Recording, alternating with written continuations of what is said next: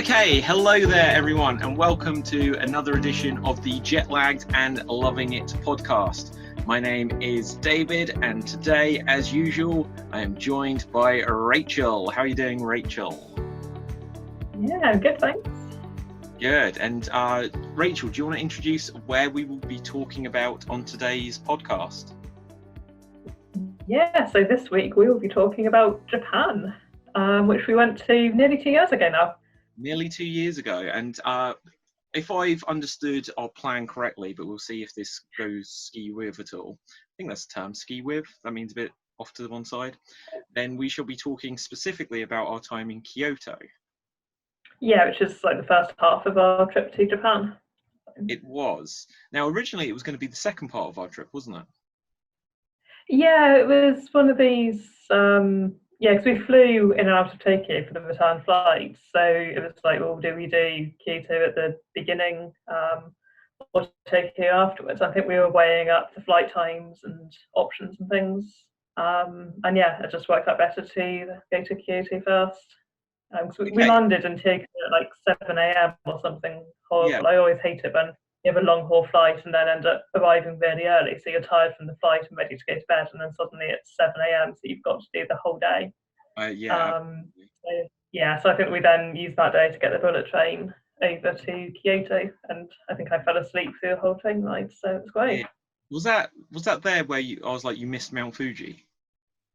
No, that was a different day. Okay. But I slept on train rides quite a lot on this trip. Yeah. Okay, but not to contradict you, but I think we actually had a different reason for why we swapped where we were going first from Kyoto to Tokyo. Do you remember? It was because a few days before I found out that I could perform at the Tokyo Comedy Store, and the day it would have to be was on the other half of the trip. Isn't that the reason we did that? That was part of the reason, but I wouldn't have agreed to it if it didn't actually work out well for the timings and sightseeing plans. So yeah. I mean, my reason for doing it was because it worked better for the timings and the sightseeing, but I'll let you believe that it was for your show. Oh, good, thank you. Okay, so let's talk about some of our highlights of things that we saw whilst we were in Kyoto. And yes, so we will start. Anyone watching on the video version will see behind Rachel, there are the orange arches tunnel made out of arches, which was at Mount Fushimi Inari. Yeah, a shrine to rice, I think. Shrine to rice, isn't that amazing? There was like an entire mountain where like the entire trail up it was every few feet where there was one of these arches, and you're telling me it was a shrine to rice? I'm sure it was like to the goddess of rice or something like that. It was literally a shrine. So. Yeah. But no, it was amazing, just with the big orange arches, and every so often you could go off to the side and there would be some different things, and then you keep on walking up. And it was really lovely there. It was, and there, like you said, you could go off to the side, and there was like it was like an entire village, but completely unoccupied. There was like one point where we found like as if someone had had a birthday cake there, and as if there was like bottles or cans or something, and it was just completely deserted. There was other places where people laid down coins or something as well. Do you remember? Yeah, I mean the birthday cake, I think it was just tourists making a mess and leaving litter. I don't think that was meant to be part of the beauty of the area. No, but I mean, it was just like an abandoned village, because there was all these little shrines, all these little huts or whatever there was. Yeah, like water fountains and features. And like they sort of cats or foxes dressed up as well. Gosh, yeah, you're right. And we went, did we even get halfway up it before we called it a day? Yeah, we got basically all the way up. I know you always say that we didn't, but we got like pretty much the whole way up. I thought we only went about halfway. It was a lot further than halfway, and we didn't then just go back the same way. We found a different route to go down a different route back into the village, like the main village at the bottom on the other side, to walk back through.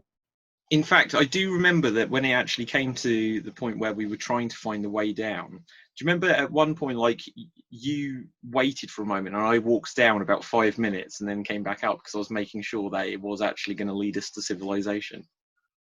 Yeah, because it was a really steep hill, and I didn't want to have to walk all the way down and then all the way back up again if it was the wrong way. No, absolutely. Okay, and what do you know? What that was like one of my favourite days that we've ever had on one of our trips, and it was a complete Rachel idea of where to go. I wouldn't have imagined how much I'd have enjoyed going up this mountain. But wasn't it Yeah, during? it sounds so simple though. I mean, it's like a big. Well, you call it a mountain. I'd say it's more of a big hill with orange arches. So I mean, it sounds so simple, but it's such a beautiful area. It was. Well, first of all, wasn't it called Mount Fushimi Inari? The shrine was called Fushimi Inari.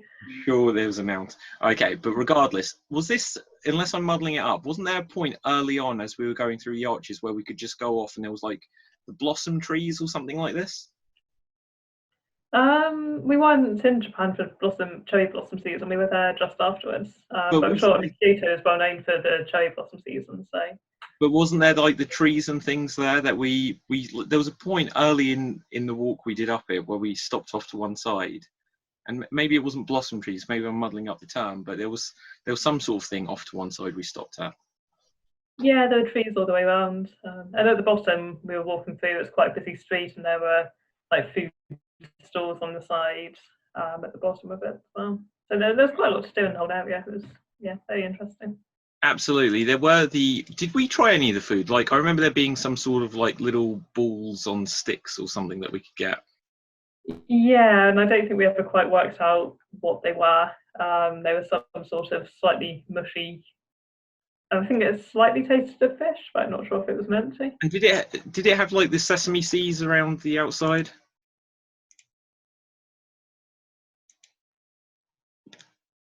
Oh, have I lost? Yeah, one of them might have. Yeah. Now, if I remember correct, before we went up, there were on one of the street vendors, they were selling these masks that you can see me again on the video version. Is that right? Yeah, they were selling masks. Yeah. Yeah, lots of very cool things there. And I remember, I think after we were done on Fushimi Inari, stopping. Do you remember, just like, this isn't like a great touristy kind of thing to mention about, but do you remember we tried to figure out how to use the vending machine to get a Coca-Cola or something? Yeah, and for some reason it was really complicated. It was incredibly complicated, and we waited until someone went in front of us to use it to try and figure it out. And I think we did after that, but I'm not sure. Yeah, we did figure it out, but we tried so many different combinations of, put the money in first, then press the button and all of this. And it just kept like just giving the money back and saying no. I'm sure he just did exactly what we'd been doing, and then it gave it to him fine. But I'm sure he has some special way that unlocks the machine or something like that. Yeah. But that was an incredibly complicated vending machine. Okay, so we've spoken. Is there anything else we need to say about Fushimi Inari, or shall we move on? No, it's just a really good day, and yeah, it's such an iconic sort of Japanese thing to see. So it was really cool to be there. Wasn't there a thing again before we went into the temple where, not the temple, to the shrine, where there was like a thing where people were like tasting water, and you told me off for tasting the water? Was that day? Yeah, except they weren't tasting the water; they were sort of using the water like as a cup to, wash your face and sort of rinse out your mouth. And you decided to swallow it. So yeah. Well, I wanted to be involved in some of the culture of it. Okay, what else did we do in Kyoto? Oh, if I can bring up the next thought. We went to, obviously the main reason I wanted to go to Kyoto at all was because it is the location of the Nintendo's headquarters. Rachel's hiding her face again for the benefit of anyone not watching the video version. And it was like my pilgrimage. It was as if I had gone to my like holy land. Okay, so Rachel's going to ignore me talking about Nintendo. So Rachel, you've got to give your thoughts on the Nintendo building. Now, obviously, later on, we would go to San Francisco, and we went to the Lucasfilm headquarters, and there was all these cool statues and stuff. And there wasn't any of that at the Nintendo place, which there should have been. But you could walk around this iconic grey building, which Rachel just doesn't appreciate, and there'd be the Nintendo logo on the side. Well, yeah, you've summed it up. It was a grey building with the Nintendo logo on the side. I mean, I'm happy that it was there because I think that's the only reason that you agreed to go to Kyoto. I mean, It is. when I was talking beforehand, all this thing about shrines and bamboo forests and monkey mountains, none of that was interesting to you until you heard that it was Nintendo building headquarters, and then you agreed to go. So, I'm grateful to it for that. But apart from that, it is literally just a square building. It was indeed. Okay, so we'll move on from Nintendo for now because I guess it went down like a lead balloon. But behind Rachel, there is a baby monkey. Yeah. It's definitely up there for one of my favourite days with all the monkeys. Okay, so for me, it was a very mixed day because the actual experience of the baby monkeys was great, but we had to trek up a mountain, literally up a mountain. To do it, and it was so windy that I think I was knackered by the time we got there. It was quite a small hill. It was fairly steep, but it probably only took us about 15-20 minutes to get to the top. Yeah. But then here was what was so cool about the monkey sanctuary is that they were wild monkeys. There was like a visitor center you could go in, but then basically you were putting yourself, so you were inside the cage and then you could feed the monkeys who were outside in the wild. Yeah, so I don't think it was a monkey sanctuary at all. It was literally just somewhere that a group of wild monkeys had learned that they got food. So they tended to hang around there because why not? If forests are going to give you food, then why wouldn't you hang around there? Yeah, absolutely. And so yeah, I mean, it's one of these, like, they were wild monkeys. They were completely free to come and go as they wanted, and they were completely free to come and attack you if they wanted as well, which is really nice. They weren't in cages at all, but it still meant that you got to be really close to them and see the babies. it did. Cute. And yeah, the baby monkey that you can see behind Rachel in particular was like a highlight. But to think that monkey now would be like a grown-up 2-year-old monkey like the one that I've now put behind me, which has got the face goes completely red around the eyes. And what's going on? Hang on 1 second. Now Extreme Improv. I've lost my monkey. So where's my monkey gone? Okay, there we go. So there's now a red-faced monkey behind me, and there were signs everywhere which said, "Do not look the monkeys directly in the eyes." And just as we were leaving, I didn't even try to, but I did, and a monkey looked at me, and it was like, "Rah!" It screamed at me. Yeah, definitely challenged you. Yeah, I wasn't trying to challenge it, and like the monkey wins. I was terrified. Yeah, but I mean, that's just, they're wild animals. You have to respect them. But it was really lovely to be able to see them. Okay, just 1 second though, because these are the same species of monkeys that on your photo as a baby and then to mine as an adult. Whereas yours is like really, like, obviously it's pink around the eyes, whereas mine's red around the eyes as the adult. Yours has got like these really dark Disney eyes. Mine has these like beady pupils in like this orangey brown like iris, and it looks really scary. What happens to these monkeys? Yeah, I mean, there's the beautiful blue eyes of the baby, and then they grow up. I mean, I think that happens to humans. A lot of human children have blue eyes, and then when they grow up, their eyes will change colour. Okay. And okay, I was going to say, we could go in, and we did this maybe 2 or 3 times. You could buy like a little bag of food, and it would be pieces of apple or other things in there. And then you'd go like this, and the monkeys would take it from you to eat it. Yeah, I think I've got a photo of feeding the monkey. Yeah. It's like we'd go into the sort of cage area, again, just to protect them from jumping all over you. And they learned that if they just hung up there and kind of put their hand through, you can see, they put their hand through the gap, and then you give them a bit of food. Yeah, And they grab it very quickly and eat it very quickly, and then put their hand out for more. they do. And you know what? Because we were trying, as we got that photo, I remember one point in particular where I was trying to get. I'm sure it was. Well, it definitely was of me. I don't think you did this, but I tried to like just put my hand like this for the photograph, and I'd run out of food. And when the monkey realised I hadn't got anything, he wasn't happy then, was it? Yeah, the monkeys are definitely trained the tourists very well. That Yeah. you get the food quickly. You don't tease them in any way. The No, monkeys will. oh, I wasn't trying to tease it, but I was just had my hand posing, and when it realised that there wasn't food readily available, it let us be known, and so yeah, we got I think 2 or 3 bags of food. Yeah, we got quite a lot because it was so much fun. It was really good day. Well, I said no, sorry, really good place. Then we went down the hill, and no, it was a good day. I don't want to make it sound like it wasn't a good day. But then I think it was on this day we had the ice cream that was tea flavored. Do you remember? Yeah, we had the green tea ice cream, Yeah. which I mean, to be honest, it did taste of, like if you poured a tea bag into an ice cream. It wasn't my favourite, but a lot of things in Japan are green tea flavoured. It's definitely a theme over there. So Yeah. Okay. Let's take this opportunity to talk a little bit more about some of the food options that you can get out there.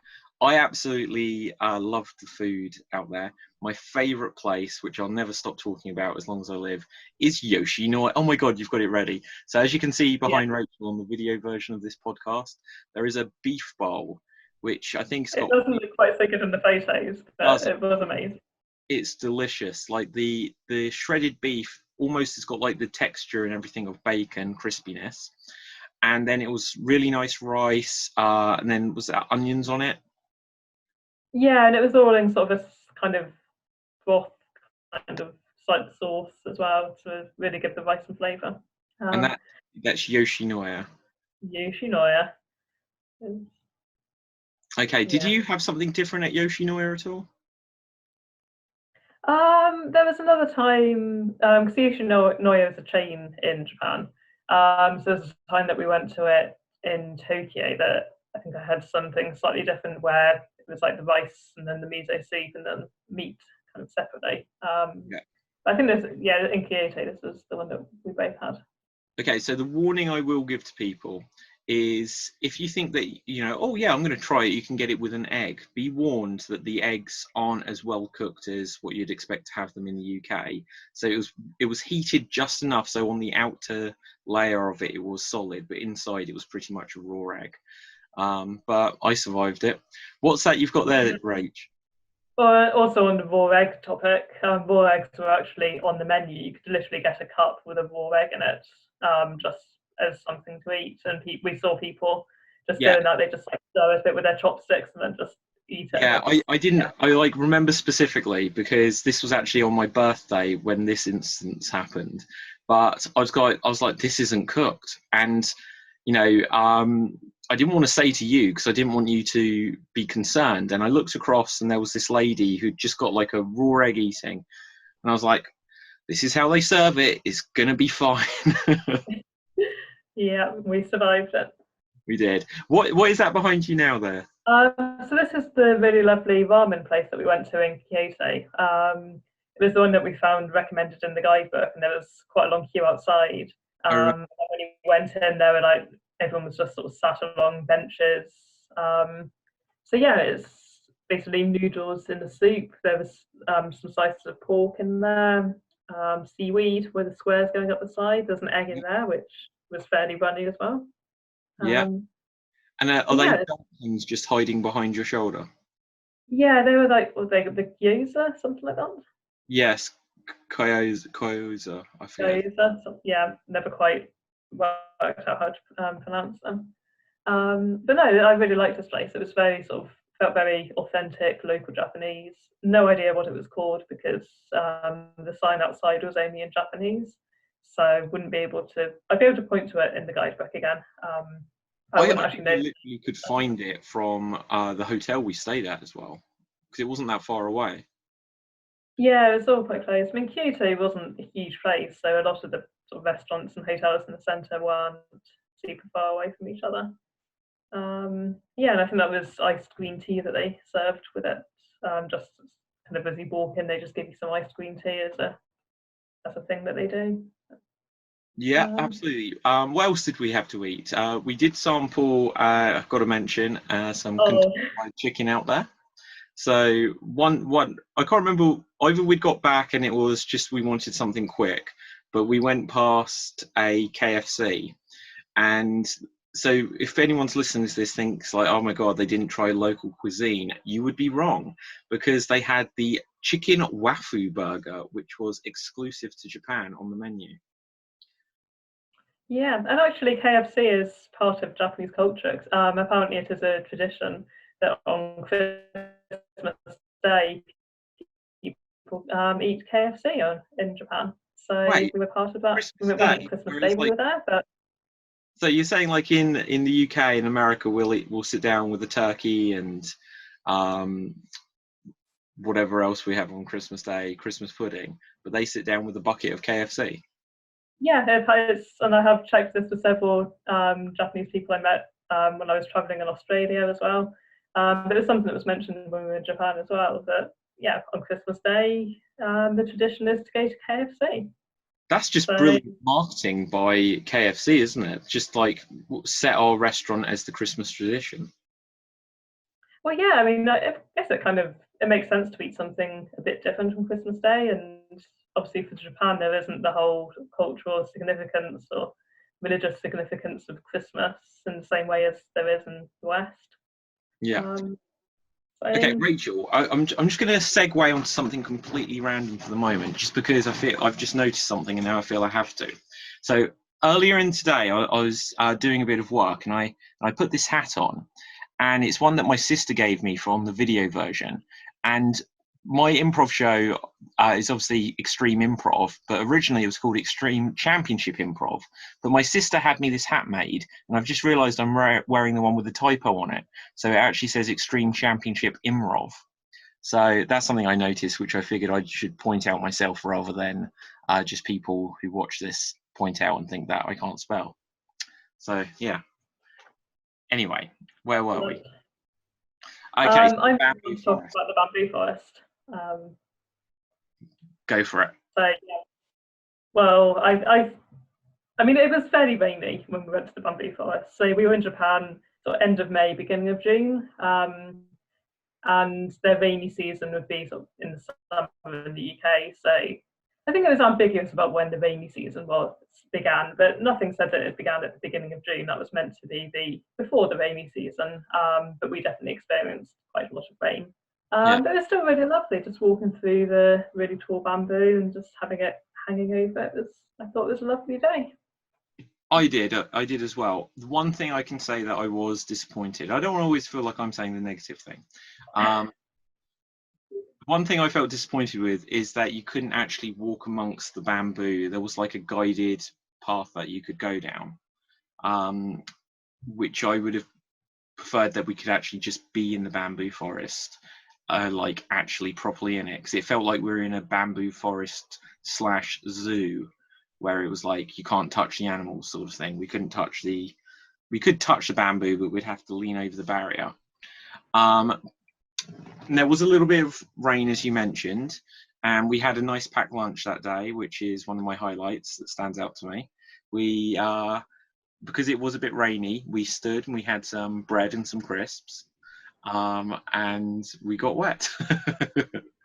Yeah, which actually is a bit of a, yeah, I mean, picnics are not really in the Japanese culture. It's not so much of a thing to eat outside. There's something to be aware of. And we were sort of quite discreet in the corner, just eating a bit of something because we got hungry. But it's definitely not a thing in the same way as it is in the UK to sit down outside and get your picnic out. No, absolutely. Anything else to say on the bamboo forest? Where do you remember where this was at all? Was this the same day? It was called. So yeah, it was the same day as the monkeys. It was called like Arashiyama Bamboo Forest. I probably mispronounced that horribly, but it was something like that. But yeah, it wasn't too far from where the monkey forest was. Wow. So, okay, what else were the big things? So, oh, of course, one of my Golden favourite, Temple. the Golden Temple. Do you remember the full name of it again, even if we're slightly butchering it? This is the thing that throughout the entire trip, it was the one word that would never stick in my head. So I could never remember actually what it was called. Yeah, I remember that being a thing actually. But But it was also very rainy on this day.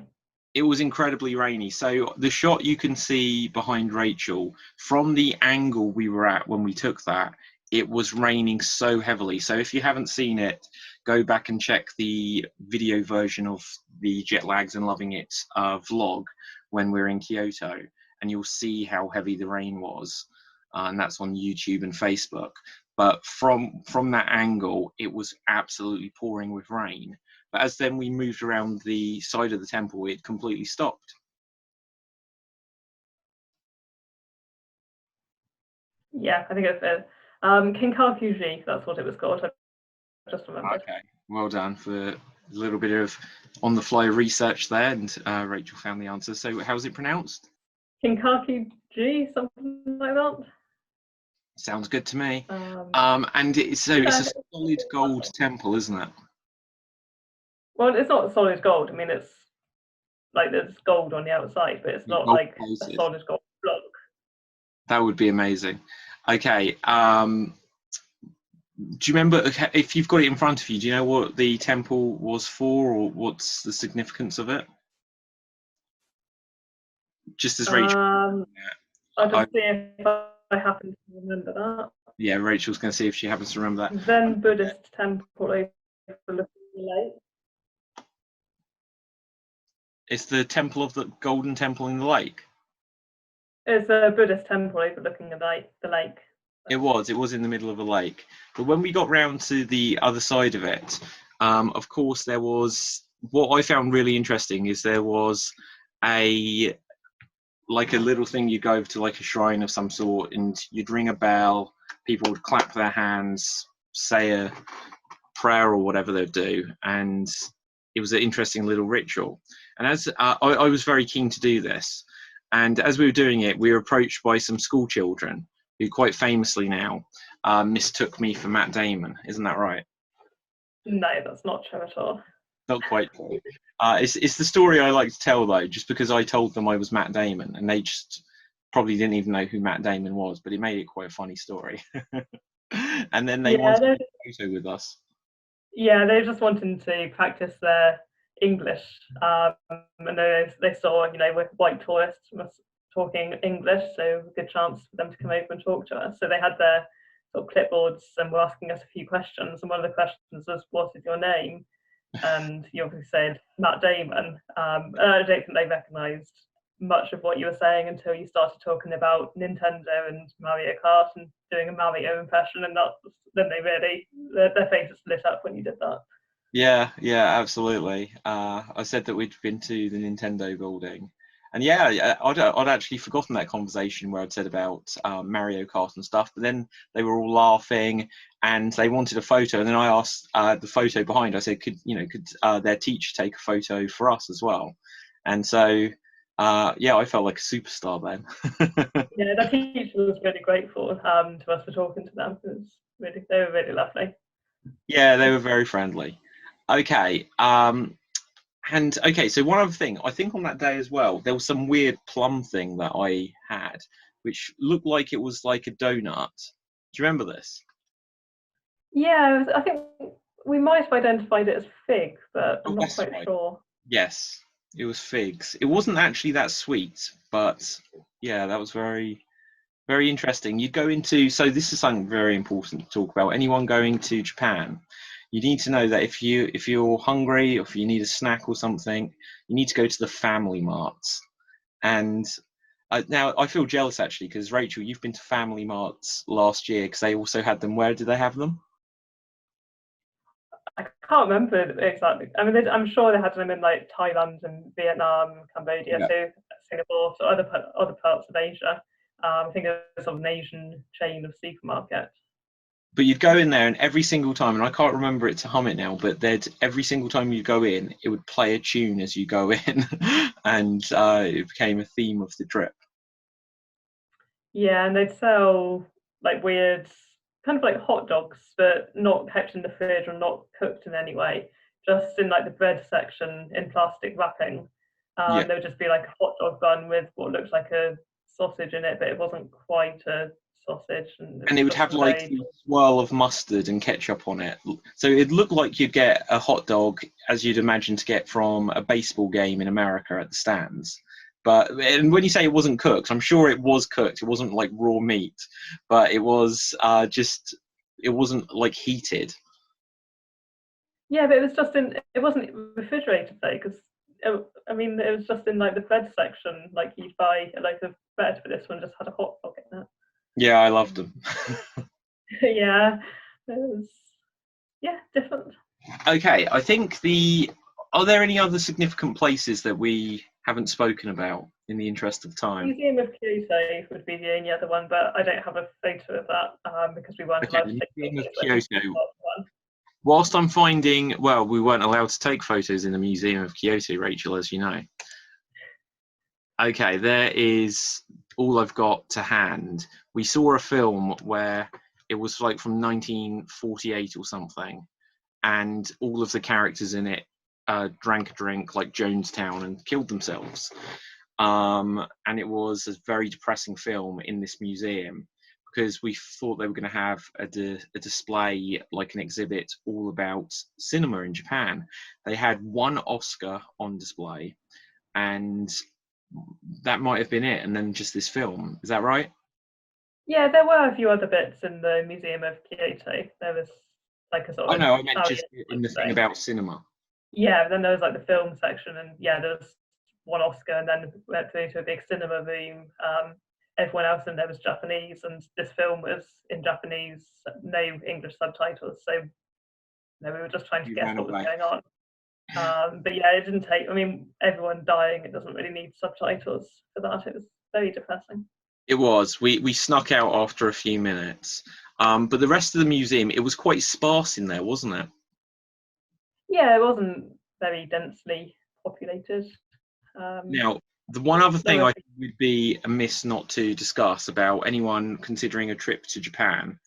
Oh, we'll get to Game Panic in a moment, darling. But first, we just do need to discuss the situation with using the toilets. So, as anyone on the video watching the video version can see, if you go, in fact, I'm just going to run away so you can see this. So, there is a little drawing as someone would use the toilet in a Western country, and they have squat toilets in Japan. And so they would actually have these signs just to show whenever there was a Western style toilet that you do not climb up onto the toilet seat as if it's a step and then squat down over it. So I think for me, when we first landed, even though we were in Tokyo, but when we first landed at the airport and we were like, right, long flight, let's pop to the loo, freshen up. And I opened the cubicle door and there was just this hole in the ground. I literally just wanted to. I came out of the toilets and I just looked up as the plane was heading back to the UK without us, and I was like, "How am I going to survive the next 10 days?" But as it turned out, there was other cubicles with toilets that we'd be used to. Do you have anything to yeah, add to this? there were a lot of Western toilets. I mean, in all the hotels we stayed at were Western toilets, and the majority of places did have Western style toilets. So it Oh, was but not okay. only were they Western style toilets, they would each have about 13 buttons, and they'd play music, they'd play sounds of the sea, and they'd be heated, and they'd spray things and all sorts. Oh, they were the best toilets ever. Yeah, I love playing around with the buttons. I mean, the heated toilet seat is, it's very nice. The ones where they spray water, you can either have it coming out the front of the toilet or the back of the toilet. Had what I would call a confident jet of water, which when you push the button for the first time, not quite knowing what's about to happen, it did cause a bit of alarm.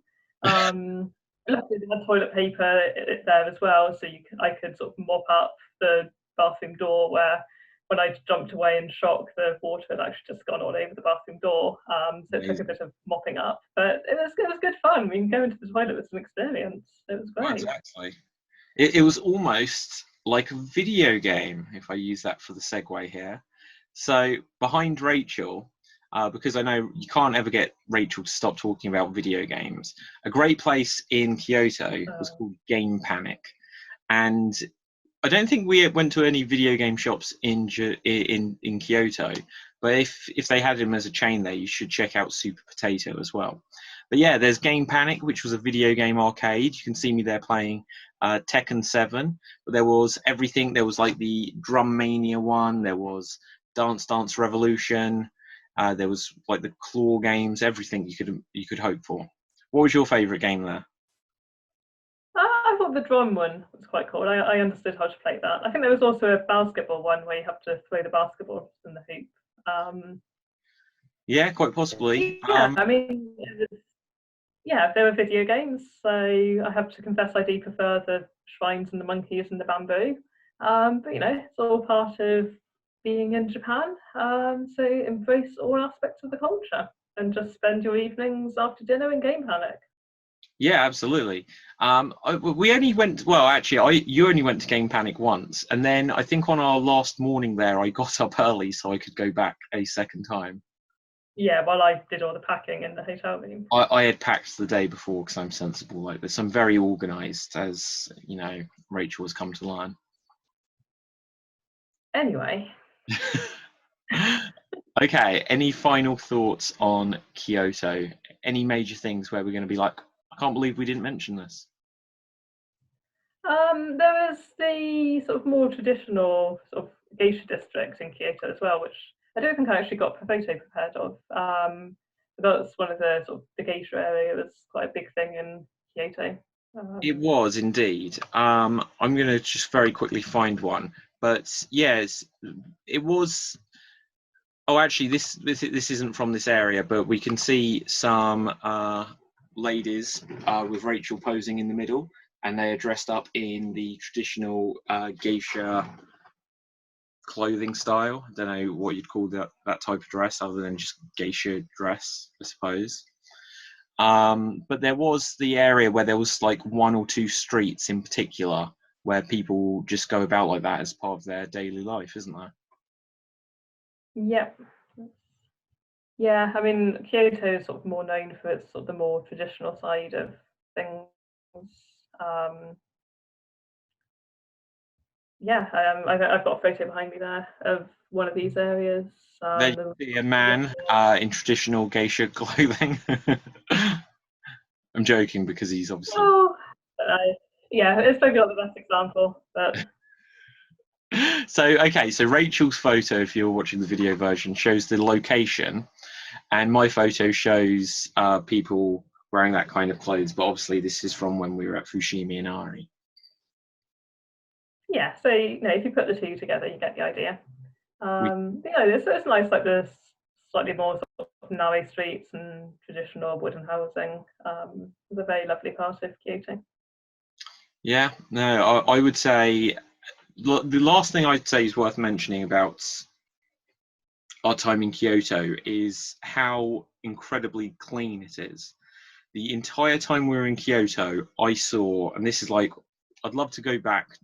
Oh, I'm desperate just to go back to Japan in general, but I'd love to go back and try and like some of these things I've said about just to see if they do hold up and hold true. But I saw graffiti precisely once the entire time we were in Kyoto, and it was quite possibly the day when we were going to Fushimi Inari when we were on a train. Looking out the train window, I saw graffiti on a wall, like at a tunnel or something, and that was the only time. Because it struck me because we'd been there some time, and then afterwards I was looking out for it and I didn't see graffiti again. Yeah, it was incredibly clean. Just all the streets were perfectly clean. People were all very polite. It was really lovely, very welcoming place to travel. Yeah, last tip I'll say then. When you go to buy something in the shop, and this is probably going to change in the world just because of the whole coronavirus thing, but we're very much used to, if we're paying with cash, that you give cash from a person's hand to a person's hand. Whereas in Japan, they don't actually have this concern of changing things up, because there'll be like a little dish and you put things into the dish. They will then take the dish and take the money out and then put the change back in the dish for you. So there is a go-between. Yeah. Also linked to that, in Japanese culture, it's tradition, rather than we would hand over something with one hand, there you hand it over with two hands and you take it with both hands and then say, sort of do a little bow to say thank you. Arigato. Yeah, that's something that we had to learn. And also when I was traveling around Asia last year, it was very much, you don't, whereas we're so used to just taking it with one hand, you take with both hands and take back.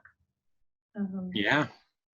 Wow. Okay. I think we've covered a lot of things. I would say that our time in Japan overall is fighting for the top spot of the places I've ever been to, and quite possibly is, well, it's definitely the most unique place that I've ever been to. Where would you say it falls into the space of your heart in terms of places you've visited, Rach? Because obviously you've done a lot more than I have.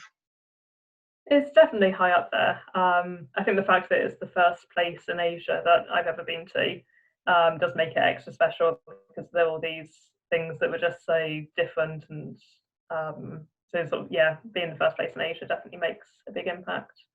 So yeah, it is really high up there. It's such a beautiful place and so much different variety as well. You know, you can have one day looking around a shrine, then go and play video games in the evening. Food was amazing, all very sort of clean. It's surprisingly easy to get around. I know, because we didn't go on an organised tour at all. We just literally booked a flight, booked a hotel, and turned up there. And it was surprisingly easy to navigate, given that most things were in Japanese. The trains would have English translations, which made everything a lot easier. So yeah, I was impressed at how easy it was to find our way around. A lot of the restaurants would have an English menu as well, so you're able to actually know what you were going to eat. So yeah, it's all sort of, yeah, geared up for tourists, and which made it quite easy and very relaxing, and meant you could just focus on enjoying it more. Yeah, fantastic. Okay, well, on that note, we will say arigato to everyone who has taken the time to either watch or listen to this podcast. This is the Jet Lagged and Loving It podcast, which is available on Google Podcasts and Spotify and Apple Podcasts, iTunes, and all that other stuff. Anywhere where you get your podcasts. Of course, this is a spin-off of the Jet Lagged and Loving It video series, which is available on the Extreme Improv Facebook and YouTube channel. So facebook.com/Extreme Improv or youtube.com/Extreme Improv. And the series is called, obviously, Jet Lagged and Loving It. And we've got episodes from when we've been to Japan. I think there are 3 episodes in Japan. There's episodes from when we've been to places like France and California and all sorts of other places, and lots more coming up. I'm just going to find a photo. Rachel's got a photo behind her of something from Japan, and I'm going to go with a traditional sunset, just because this is one of my go-tos. So if you're just hearing this and not seeing it, I love this. But was that outside of Tokyo?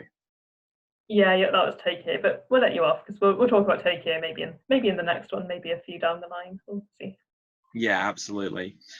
So yeah, by all means, check out the other podcasts that we got, as well as the other Jet Lagged and Loving It videos. Rachel, is there anything you want to end on? I'm really hungry, and I have a picture of Japanese food behind me, and I really want to eat it. So I think I'm going to have to go to Japan just to eat the food. Yes, although there are Yoshinoyas in America, and I'm so annoyed that we've never been to one. I think there's only like 1 or 2. Do you know what? I've looked it up. There was definitely one in California though. So yeah, next time. But yeah, I do agree. So we will end it there. So from Rachel and me, until next time, this has been Jet Lagged and Loving It. Arigato. Bye. Bye.